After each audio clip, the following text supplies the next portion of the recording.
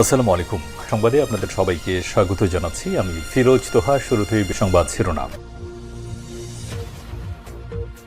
বাংলাদেশের সর্বশেষ গুরুত্বপূর্ণ আপডেট সংবাদে আপনাকে স্বাগত। শুরুতেই সংবাদ শিরোনাম, পরে বিস্তারিত। শুরুতেই জানিয়ে দিব, ডিবি থেকে সরানো হলো হারুনকে। ঢাকা মহানগর গোয়েন্দা পুলিশ ডিবির অতিরিক্ত পুলিশ কমিশনার মোহাম্মদ হারুনুর রশিদকে বদলি করা হয়েছে। ডিবি থেকে সরিয়ে তাকে ডিএমপির অতিরিক্ত কমিশনার ক্রাইম পদে পদায়ন করা হয়েছে।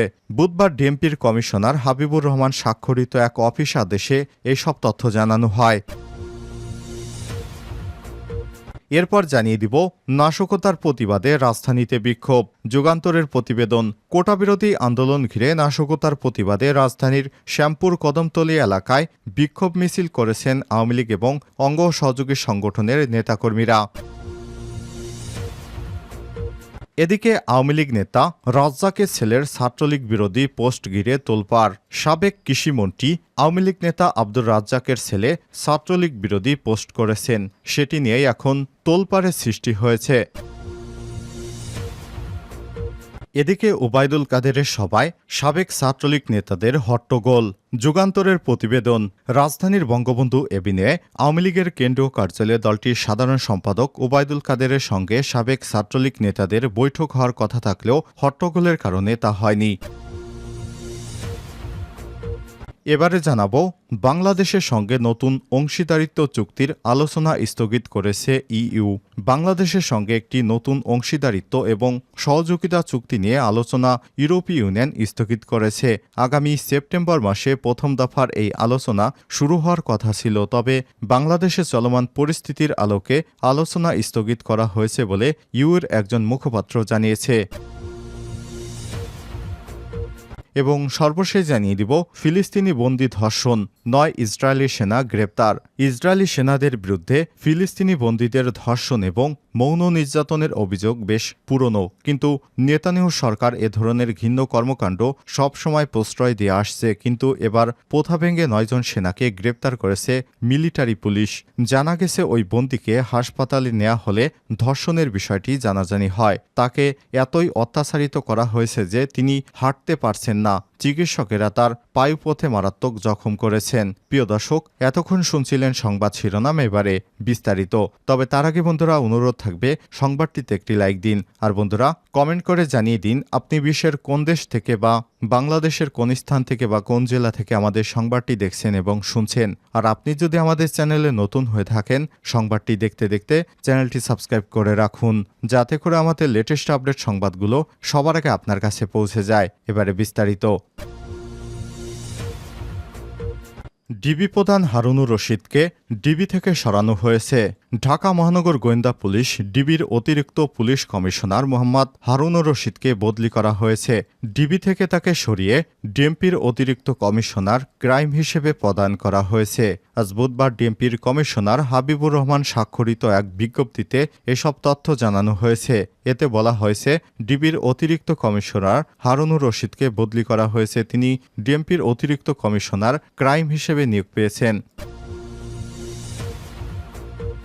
নাশকতার প্রতিবাদে রাজধানীতে বিক্ষোভ। কোটাবিরোধী আন্দোলন ঘিরে নাশকতার প্রতিবাদে রাজধানীর শ্যামপুর কদমতলী এলাকায় বিক্ষোভ মিছিল করেছেন আওয়ামী লীগ এবং অঙ্গ সহযোগী সংগঠনের নেতাকর্মীরা।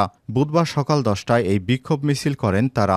স্বাধীনতা বিরোধী যুদ্ধাপরাধী সন্ত্রাসী সংগঠন এবং জামাত শিবির কর্তৃক নাশকতা করার অভিযোগে স্থানীয় সংসদ সদস্য ডক্টর আওলাদ হোসেনের নেতৃত্বে নেতাকর্মীরা রাজপথে সতর্ক অবস্থায় বিক্ষোভ মিছিল করেন। সমাবেশে সংক্ষিপ্ত বক্তব্য সংসদ সদস্য ডক্টর আওলাদ হোসেন বলেন, সাম্প্রতিক কোটা বাতিলের দাবিতে বৈষম্য বিরোধী ছাত্র আন্দোলনের সহিংসতায় জামাত শিবির সরাসরি সম্পৃক্ত রয়েছে। ওরা সারা দেশে এবং রাজধানী যাত্রাবাড়ি শনিরাখড়া এলাকায় হামলা, ভাঙচুর এবং নিপীড়ন ও নির্যাতন, ধ্বংসযজ্ঞ চালিয়েছে।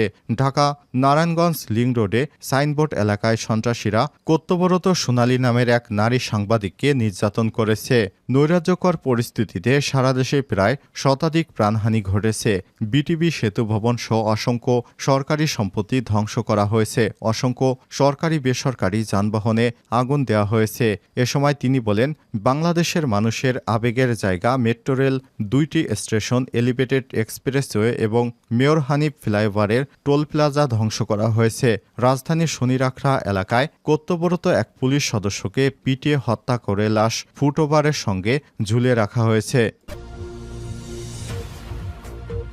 ছাত্রলীগ নেতা রাজ্জাকের ছেলের ছাত্রলীগ বিরোধী পোস্ট ঘিরে তোলপাড়। সাবেক ছাত্রলীগ নেতাদের সঙ্গে দলের কেন্দ্রীয় কার্যালয়ে বুধবার মতবিনিময় সভা ডেকেছিলেন আওয়ামী লীগের সাধারণ সম্পাদক এবং সেতুমন্ত্রী ওবায়দুল কাদের।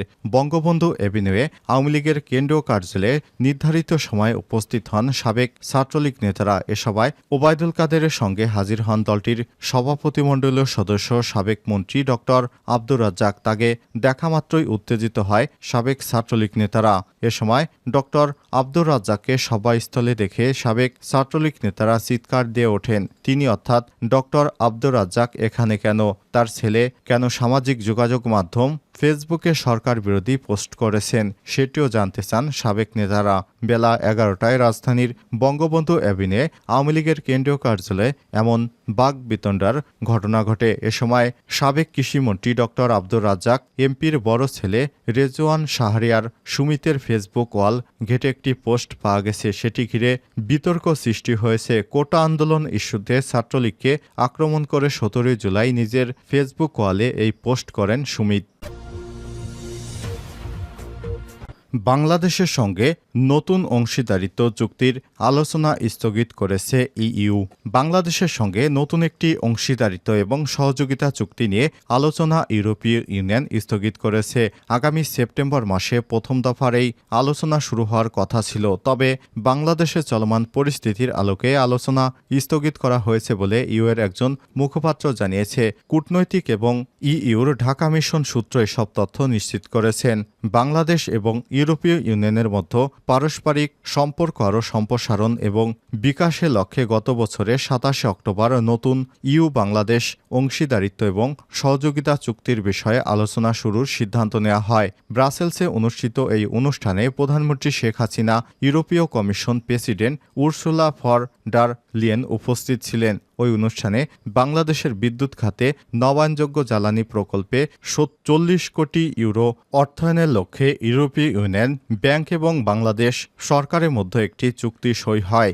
বাংলাদেশে জলবায়ু পরিবর্তনের প্রভাব হ্রাসের লক্ষ্যসমূহ অর্জন এবং দেশের বিদ্যুৎ খাতের পরিবেশ সম্মত টেকসই রূপান্তরের জন্য এই অর্থ খরচ করার কথা। এছাড়াও 5টি ক্ষেত্রে সহযোগিতা বাবদ 7 কোটি ইউরোর চুক্তি সই করা হয়। এ 5টি ক্ষেত্র হল শিক্ষা, শোভন কাজ, পরিবেশ সম্মত নির্মাণ শিল্প এবং গভর্নেন্স এবং জেন্ডার ভিত্তিক সহিংসতাবোধ। ইউএর একজন মুখপাত্র জানান, বাংলাদেশের সঙ্গে আলোচনার জন্য নতুন তারিখ এখনও নির্ধারণ করা হয়নি। নতুন অংশীদারিত্ব এবং সহযোগিতা চুক্তি নিয়ে ইউরোপীয় ইউনিয়ন এবং বাংলাদেশের মধ্যে প্রথম দফার আলোচনা স্থগিত করার সিদ্ধান্ত এসেছে সাম্প্রতিক কোটা আন্দোলনকে কেন্দ্র করে। এসব ঘটনা সহিংসতা ঘটনার প্রতি ইউএর সাড়া হিসেবে ইউএর মুখপাত্র বলেছেন, বিরাজমান পরিস্থিতির আলোকে আলোচনা স্থগিত করা হয়েছে।